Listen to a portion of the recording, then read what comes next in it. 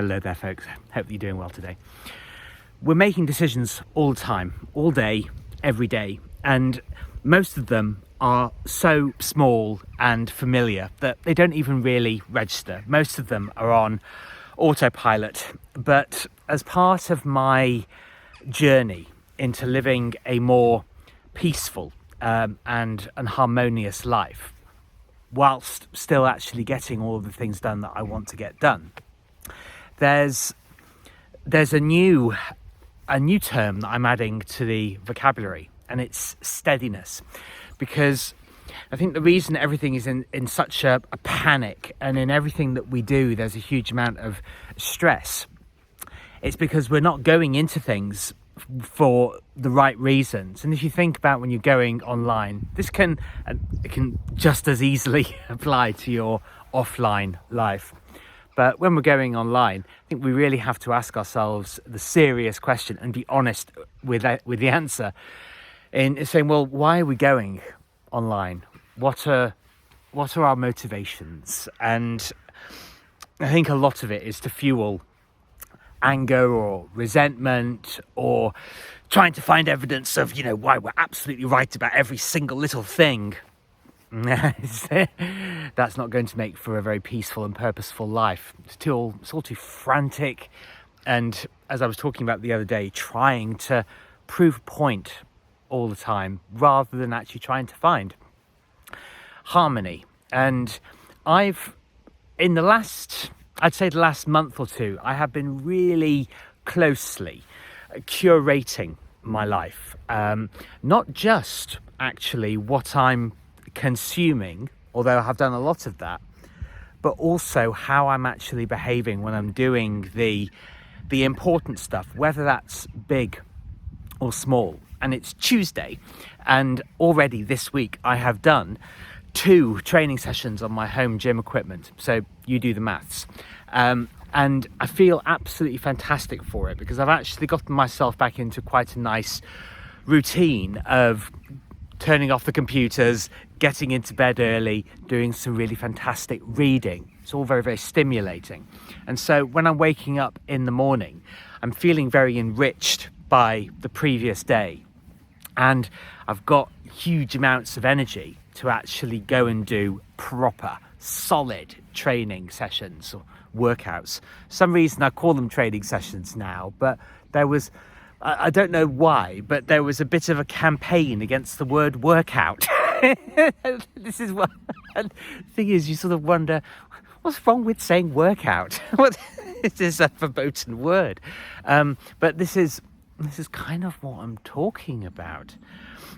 If you go online, especially, and it's so frenetic, and everybody is trying to prove their version of the world right, well, it can be very, very easy to adopt meaningless and often quite destructive beliefs, and we're constantly being policed all the time for how we're doing things wrong and how we're getting things wrong and how we're not living authentically. But the thing is, life is an individual process, and you get to decide how you behave, what you do, how you invest your energy in, on a day-to-day basis, weekly, monthly, yearly. It is actually your choice. And there are always going to be certain things that we need to do that we may not necessarily relish as much as other things. But what I find is the more that I regulate my life and go into things in a relaxed, nonchalant way, if you can actually bring a steadiness to your approach, whatever it is that you're doing is going to automatically be more enjoyable, because you're actually going to be present in it. And what you'll find is that as you include all the things that you need to do, and you create a schedule that is actually determined by not just your head but by your heart as well, with the two in unison, because that's what It's all connected. You can't separate the emotions from your mind, and vice versa. They are a perpetually integrated system. But if anything's out of whack, well, nothing's going to feel right. And the thing is, people go online and they voice all these opinions about how everything's so very, very terrible. And obviously, if the last 5 years are any kind of evidence, we know that things are in turmoil. But the online life obviously doesn't help. We know this because it amplifies absolutely everything to 100 times worse than it is. And it's very, very hard to find the calm in the storm. But what I've actually found is the more that I've observed, and as I talked a little while ago about noticing the triggers, what puts you in a good mood, what puts you in a bad mood. And it can sound really facile to say, oh, you know, just do more of the stuff that puts you in a good mood and do less of the stuff that puts you in a bad mood.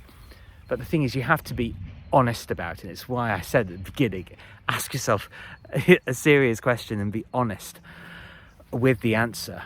Why are you doing the things that you're doing?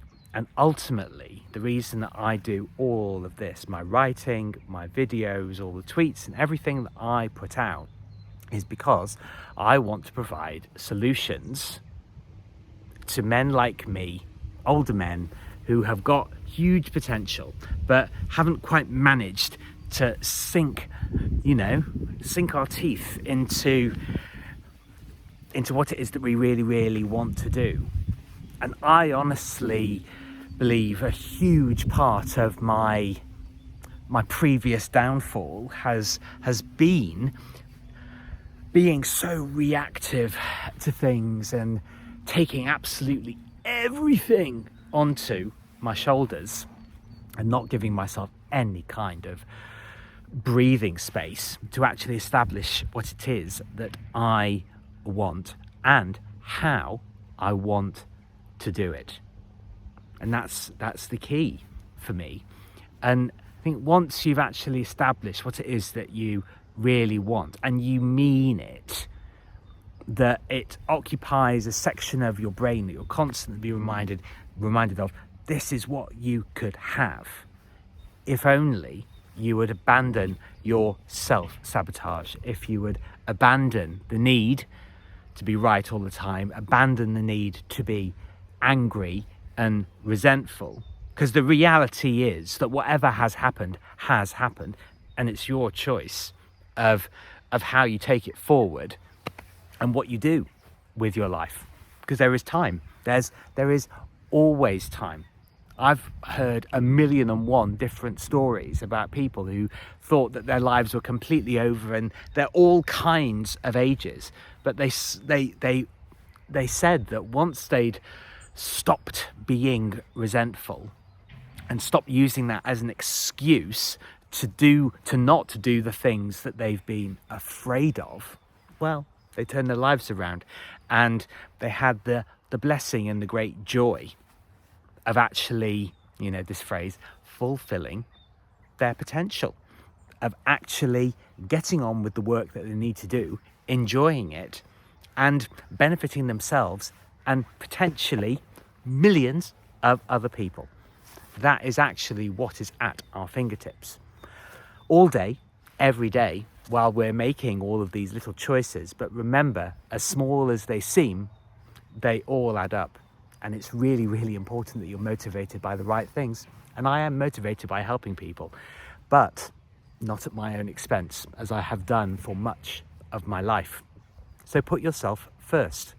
Put yourself first, sort yourself out, and you can be of great service to many, many people, which I believe is a really noble and beautiful way to live.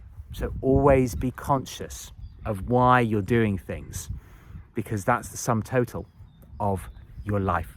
Thank you very much for listening. It's Martin Pavey here. Please do like and subscribe and share to spread this very important message. And I look forward to seeing you on the next video. Go steadily.